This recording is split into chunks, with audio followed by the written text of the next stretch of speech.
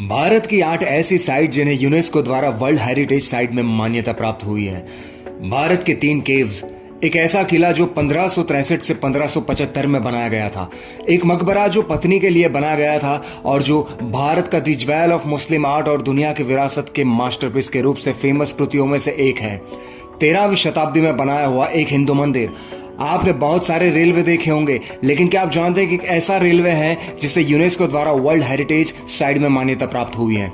एक ऐसा railway station जो 19वीं सदी में बना था, एक ऐसा कुआं जहां सीढ़ियों के कई लेवल के माध्यम से ग्राउंड वाटर तक पहुंचा जाता है, एक विश्वविद्यालय जो 16वीं शताब्दी में बंद हुआ था। अगर आप आगे जानना चाहते हैं कि किस साइट को और कब यूनेस्को की वर्ल्ड हेरिटेज साइट में मान्यता मिली, तो वीडियो के अंत तक बने रहें। नंबर 1, अजंता, एलोरा और Elephanta caves. Ajanta caves 2 period से बुद्धिस्ट आर्ट के कलेक्शन को रिप्रेजेंट करती है। पहले स्मारक 1ली और 2री सेंचुरीज बीसी पूर्व के हैं और थोरवाद बौद्ध धर्म के फॉलोअर्स द्वारा बनाए गए थे। ये स्मारक बौद्ध कला की मास्टरपीस कृतियां हैं और भारत और बॉर्डर रीजन में विशेष रूप से जावा में स्ट्रॉन्ग प्रभाव डिस्प्ले करते हैं। एलोरा केव्स में 34 मंदिर और मठ शामिल हैं, जिन्हें 7वीं और 11वीं शताब्दी के बीच 2 किलोमीटर लंबी चट्टान में काट दिया गया था। एलोरा केव्स बौद्ध धर्म, हिंदू धर्म और जैन धर्म के फॉलोअर द्वारा बनाए गए थे। वो उस पीरियड की धार्मिक टॉलरेंस को दर्शाते हैं जब उनका निर्माण किया गया था। सबसे बड़ा मंदिर कैलाश मंदिर है, जिसे डिटेल रूप से मूर्तियों और चित्रों से सजाया गया है। अजंता और एलोरा दोनों महाराष्ट्र के औरंगाबाद जिले में स्थित हैं।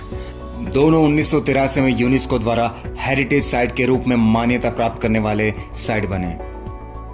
मुंबई हार्बर में एलिफेंटा आइलैंड पर स्थित केव्स कंपाउंड मुख्य रूप से 5वीं और 6ठी सेंचुरीज में बनाया गया था। एलिफेंटा केव मुख्य रूप से हिंदू भगवान शिव को समर्पित गुफा मंदिरों का एक कलेक्शन है। केव्स को पत्थर की क्रेविंग से सजाया गया है।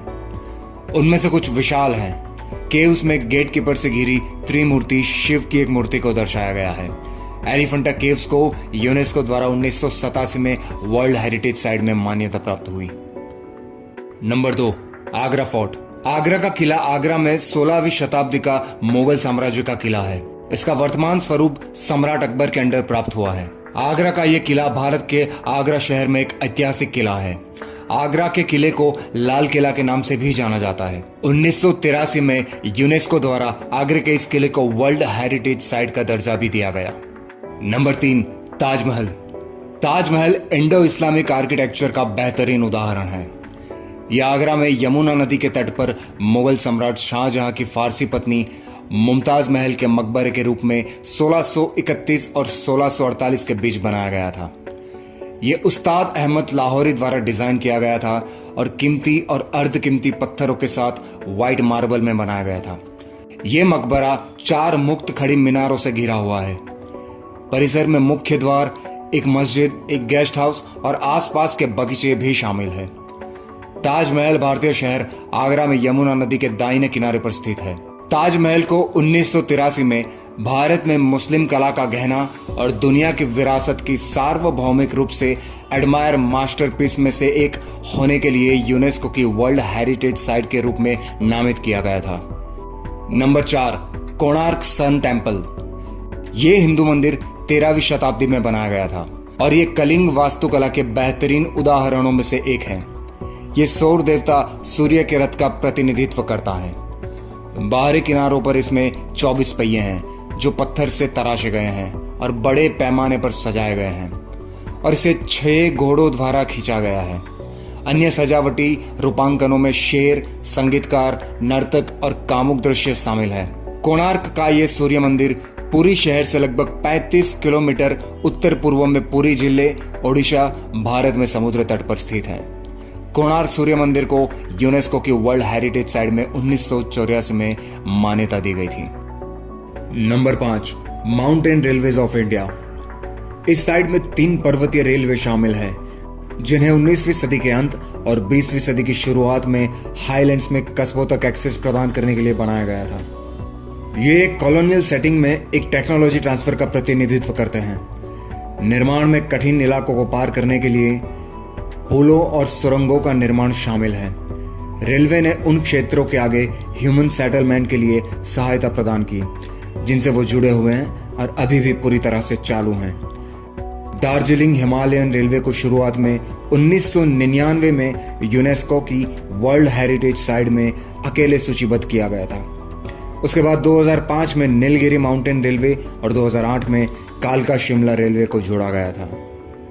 Number 6, Chhatrapati Shivaji terminus. मुंबई में ऐतिहासिक टर्मिनल ट्रेन स्टेशन 19वीं सदी के अंत में बनाया गया था।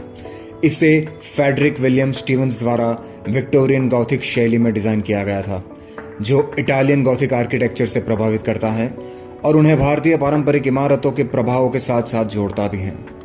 यह ब्रिटिश राष्ट्रमंडल के भीतर एक प्रमुख कमर्शियल पॉर्ट के रूप में मुंबई की संपत्ति का प्रतीक है। इस टर्मिनस को बनाने में उस समय 16,14,000 का खर्चा भी हुआ था। यह टर्मिनस 170 साल पुराना है। इस टर्मिनस से प्रतिदिन लगभग 5 लाख यात्री यात्रा करते हैं। इस टर्मिनस को 2004 में यूनेस्को द्वारा वर्ल्ड हेरिटेज साइट में मान्यता दी गई थी। नंबर 7, रानी की वाव। रानी की वाव एक बावड़ी के बेहतरीन उदाहरणों में से एक है। एक एलोब्रेट टाइप का कुआं जहां सीढ़ियों के कई स्तरों के माध्यम से ग्राउंड वाटर तक पहुंचा जाता है। इसका निर्माण 11वीं शताब्दी में चालुक्य वंश के दौरान गुजरात के पाटन शहर में सरस्वती नदी के तट पर किया गया था। 13वीं शताब्दी में नदी के मार्ग में परिवर्तन के बाद यह अब उपयोग में नहीं था और इसे ढका गया था। जुलाई 2018 के नए 100 रुपए के नोट में पीछे की तरह रानी की वाव है। इसे 2014 में यूनेस्को की वर्ल्ड हेरिटेज साइट की सूची में जोड़ा गया था। नंबर 8, नालंदा महाविहार। नालंदा महाविहार 5वीं शताब्दी में स्थापित एक बौद्ध प्राचीन उच्च शिक्षा संस्थान था और 13वीं शताब्दी में बर्खास्त होने तक चला। हालांकि कुछ आर्कोलॉजिकल रिमेन्स भी 3री शताब्दी ईसा पूर्व के हैं। अवशेषों में मंदिर और स्तूप, विहार, आवासीय और शैक्षिक भवन और विभिन्न सामग्रियों में कलाकारी शामिल है। व्यापक क्षेत्रों में अन्य समान संस्थानों में आर्किटेक्चरल सॉल्यूशन और शैक्षिक दृष्टिकोण दोनों प्रभावशाली थे। इतिहासकारों द्वारा माना जाता है कि यह दुनिया का पहला रेसिडेंशियल विश्वविद्यालय है और प्राचीन दुनिया में शिक्षा के सबसे बड़े केंद्रों में से एक है। यह राजगृह और पाटलिपुत्र शहर के पास स्थित था। नालंदा महाविहार को 2016 में यूनेस्को की वर्ल्ड हेरिटेज साइट में शामिल किया गया था। तो ये था आज का वीडियो। कैसा लगा आपको कमेंट करके हमें जरूर बताएगा। इस वीडियो को लाइक करें, शेयर करें और ऐसे अमेजिंग वीडियोस के लिए हमारे YouTube channel knowledge and facts को सब्सक्राइब करें। मिलते हैं अगले वीडियो में। Thank you.